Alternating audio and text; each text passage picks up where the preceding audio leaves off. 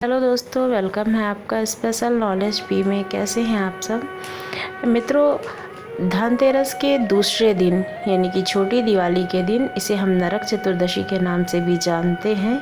इस दिन अभंग स्नान किया जाता है और शाम को यमराज की पूजा की जाती है, यानी कि यम का दिया निकाला जाता है। लेकिन नहाने की विधि क्या है और यमराज का दिया कैसे निकालना चाहिए, इन सारी जानकारियों को बिल्कुल सही ढंग से जानना चाहिए। इसके बाद ही इन कार्यों को करना चाहिए। तो आज हम इसी के बारे में आपसे बात करेंगे। हम सभी यम का दिया निकालना चाहते हैं, लेकिन जानते नहीं हैं कि कैसे निकालना चाहिए। और दूसरी बात, बहुत सारे लोग जानते भी हैं पर वो करना नहीं चाहते क्योंकि वो डरते हैं। तो मृत्यु तो हर इंसान की ज़िंदगी में आनी ही है, कभी ना कभी तो आएगी। अगर हमने जन्म लिया है तो मृत्यु तो स्वाभाविक है।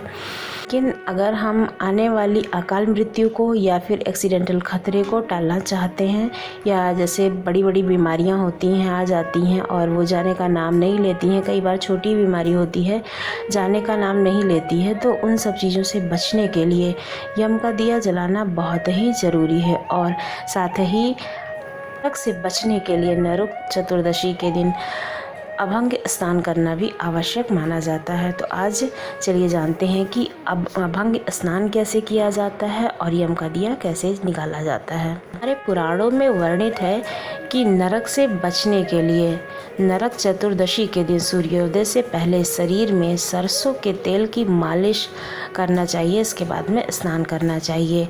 अगर आप चाहें तो तिल के तेल की भी मालिश कर सकते हैं। जहाँ भी तेल की बात आती है तो तेल का मतलब सिर्फ सरसों का तेल और तिल का तेल ही होता है पूजन सामग्री के लिए।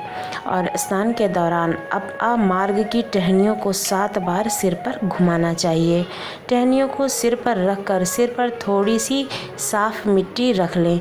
अब सिर पर पानी डालकर स्नान करें। इसके बाद पानी में तिल डालकर यमराज को तर्पण दिया जाता है। तर्पण के बाद मंदिर, घर के अंदरूनी हिस्से और बगीचे में दीप जलाए जाते हैं। तो अगर आप यम का दिया निकाल रहे हैं, यानी कि यम का दिया जला रहे हैं धनतेरस के दिन या नरक चतुर्दशी के दिन, वैसे नरक चतुर्दशी के दिन ही जलाया जाता है, तो इस बात का ध्यान रखें कि जो घर का सबसे बड़ा सदस्य हो वही इस दिए को जलाए। इसके बाद इस दिए को पूरे घर में घुमाना चाहिए। अब घर के बाहर जाकर इस दिए को दक्षिण दिशा में रखना चाहिए और घर के दूसरे सदस्य घर के अंदर ही रहे, इस दीपक को नहीं देखें। आइए अब जानते हैं कि दीपक को जलाना कैसे है। जब भी आप यम का दिया जलाते हैं तो सबसे पहली बात का ध्यान रखना ये है कि आपको धातु का जो दिया है वो नहीं लेना है। आप मिट्टी का चौमुखी दिया ले सकते हैं, एक मुख वाला भी हो सकता है। लेकिन ज़्यादातर घरों में जो यम का दिया निकाला जाता है वो आटे का होता है। और आटा ऐसा होना चाहिए जो कि पहले कब यूज़ ना हुआ हो, यानी कि जैसे हम आटा गूँथ के रख लेते हैं, रोटी वगैरह बनाते हैं, इसके बाद उसी आटे से दिया बना लेते हैं, तो ऐसा नहीं करना है। ना ही जो आटा गूँथा गया उस दिए को बनाने के लिए वो अपने घर में यूज़ करना है, यानी कि थोड़ा सा ही, जितना कि आप दिया बनाओ उतने ही आटे को गूँथना है। अब एक साफ लकड़ी का पाटा लें, यानी कि लकड़ी का कोई भी पटरा हो उसको आप ले सकते हैं। अगर आपके पास पटरा नहीं है तो आप प्लेट भी ले सकते हैं, क्योंकि कोई भी दिया ज़मीन पर रखकर नहीं जलाया जाता है। अब इस पटरे पे रोली की सहायता से स्वास्तिक का निशान बना लें। अगर आपने प्लेट लिया तो प्लेट पे भी स्वास्तिक का निशान बनाएं। इसके बाद में इस पर अक्षत रखें। अगर आपने मिट्टी का दिया लिया है या आटे का दिया लिया है तो इसके ऊपर उस दिए को रख दें और इसके बाद में चारों तरफ आप दिए को लगा दें, यानी कि जो बत्ती है वो चारों मुख में लगा दें। चारों तरफ को होना चाहिए, क्योंकि ये चारों जो मुख हैं वो चारों दिशाओं को अंकित करते हैं। इस वजह से चारों दिशाओं में इस बत्ती को लगाना चाहिए। और इसके बाद में इसमें सरसों का तेल डालकर इस दिए को जलाएं। अगर सरसों का तेल नहीं है तो आप तिल का तेल भी इस्तेमाल कर सकते हैं।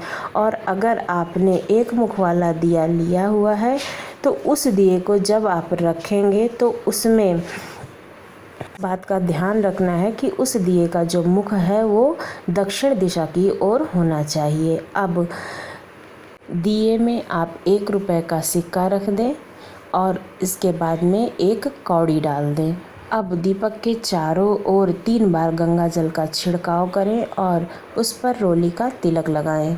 फिर दीपक पर अक्षत छिड़कें और फूल चढ़ाएं। थोड़ी सी दीपक में चीनी डालें या फिर मिठाई डालें, कोई भी मीठी चीज़ डाल सकते हैं। परिवार के सभी सदस्यों को तिलक लगाकर और दीपक को घर के सभी सदस्यों के साथ नमन करके, यानी कि सभी उसको प्रणाम करें। इस विधि से दीपक को पूजा करने के बाद उस दीपक को घर के मुख्य द्वार से होते हुए दक्षिण दिशा की ओर जाकर जलाना है। कि मैंने पहले भी बताया कि अगर एक मुखी दीपक है तो उसकी दिशा दक्षिण की ओर ही होनी चाहिए, यानी कि जो लौ है वो दक्षिण दिशा की ओर होगी, क्योंकि जो दक्षिण दिशा होती है वो यम की दिशा होती है इसलिए। और अगर चौमुखी है तो चारों तरफ को दिशाएं होंगी। इस तरह से आप यम का दिया जला सकते हैं और फिर इसके बाद में उस दिशा में, यानी कि जहाँ आपने यम का दिया जलाया है वहाँ पर आपके घर का कोई भी सदस्य ना जाए।